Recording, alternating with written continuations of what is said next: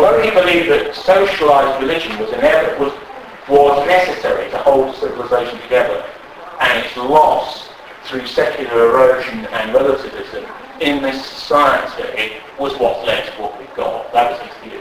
How firm his own beliefs were in high Anglican Christianity is difficult to say. But of course, there are right-wing forms of personalised scepticism or atheism or just non-committal, pretty private, which are different to the left-wing and liberal versions of those forms. The leader of French integral nationalism in the 20th century is founder Charles Maurice, leading a French fundamentalist neo-Catholicism, really, yet privately in all probability an atheist. Why? Because certain people of his temper can't believe themselves. They don't believe the structure of their civilization should be torn down just because they have a private disbelief. So they are constructivists. In other words, they don't believe that all of history is reducible to my consciousness about it at a particular moment, because one's part of an interconnected continuum that pre-exists one and that will post-date one. And so although one's private views are important to oneself and to one's circle and so on, they are not necessarily culturally determining factors.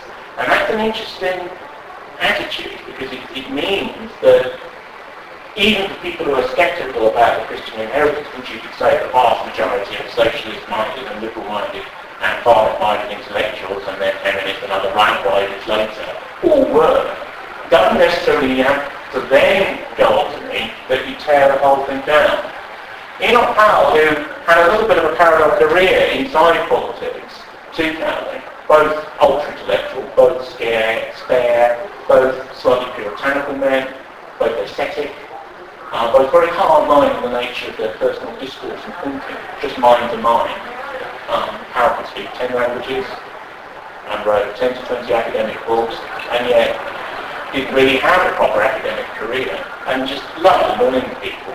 His last book at the end about Christ being stoned rather than crucified was just to annoy all sorts of people he knew, because they gaslighted these sorts of men. They did like causing trouble, and that's just part of who and what they are.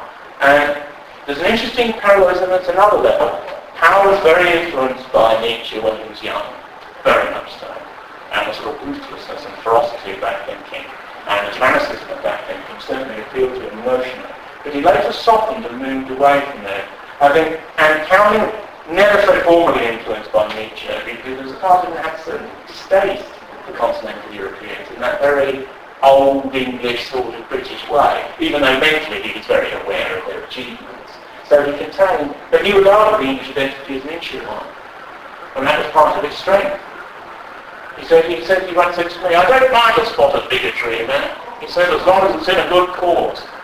There are all these sort of Johnsonian type swords, that were always there in the background, because he regarded them as part of having an earth, rather than just a floating sort of televisual definition of identity.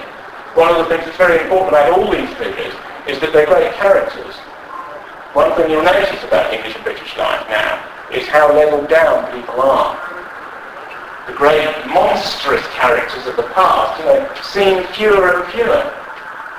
And many of the attitudes that they had, their cragginess, their difficulty, their indomitable character and so on, seems to have disappeared as well. In these just three people I mentioned, Powell, Cowling, you have these sorts of figures. There's just no mentally. There's just no way around it. Now, on the positive side, not what you're against and what you deconstruct, but what you build. Cowling moved back to a Christian position. Moved back may not be the correct term, because he may not have really renounced it in the way Powell did earlier, so there's less of a mental moving back. But still, his last three books, which appeared in the 1980s, 1990s, and the first year of this new millennium, 2001, were books about the Anglican Church and its ideas and its ideology, as he would perceive it, its theological praxis. Don't forget this is a church which in many ways is a combination of different tendencies in one. It is a national compromise, contains a Protestant evangelical element, contains a semi-rationalist Protestant clerisy that's establishmentarian and almost has no beliefs, accept the prism of power with a morality in the background, as an Anglo-Catholic wing, of course, some of whom have formally left for the Roman Church now. It's a medley. From a hardline theological point of view, it's a dog's breakfast of an organisation created for political reasons, where the Protestants and the Catholics pull at either end, but both of them are lying against the liberals within the church who they dislike more than each other, and all that. And so in some ways it's a perfect organisation to express Cowling's view of life, where ideas are in the background. Some people are purely animated by them, but they're very rare, and even they can be lying to themselves in his rather pocket-like sort of view of the way things happen. But in actual fact, his 3 books, which if I was to put them on this bar here, would be at least this high, all 3 of them. And yet, it seems such a dry subject, the internal high politics of the semi-aristocratic leadership of the Anglican Church for 150 years. Most of the undergraduates, would be gagging just at that description. And yet, it's a fascinating collection of books, because the characters of these men, the intellectual violence of their disputes, the belief that they influence the inner mindset of the inner elite of the empire and of our state. And that's what Cowling's concerned about. He's not concerned about what the masses believe. The masses believe what they're told to believe. He's a pure elitist. 80% of people have no ideas and just conform to the political correctness of the hour. They conform to the liberal humanist PC rhetoric now, which streams out of the telly towards them and in every other media, because they're going to conform to whatever view. They would have conformed, as they did in the past, to a national, semi-racial, patriotic, old-style view of Britain, which is now regarded by many people as a slightly monstrous attitude, although probably in his heart it's what people like Cowling are really believed about this country, in fact. And it's just a truthful statement. Now, these books are his constructivist attempt, in my opinion. These books are his attempt to put forward his agenda. The dilemma he faces, of course, is almost a complete liberal takeover of the mental space of the Anglican Church. But of course, because he believes that ideas dominate the mind, and the mind is the self-consciousness of the brain, and therefore what elite brains think is of importance way out of proportion to the small numbers of people they talk to and write for, because he believes rather like Shelley, who said that the poets are the unacknowledged legislators of mankind. He believed that people who produce theories through which all the other more middling minds speak and think control the agenda. They don't control it in any personal way, it's not their property, but they control the remit and the nature of the debate. The total collapse of Anglicanism into liberalism, the total collapse into secular humanism, whereby almost any Christian element is completely removed.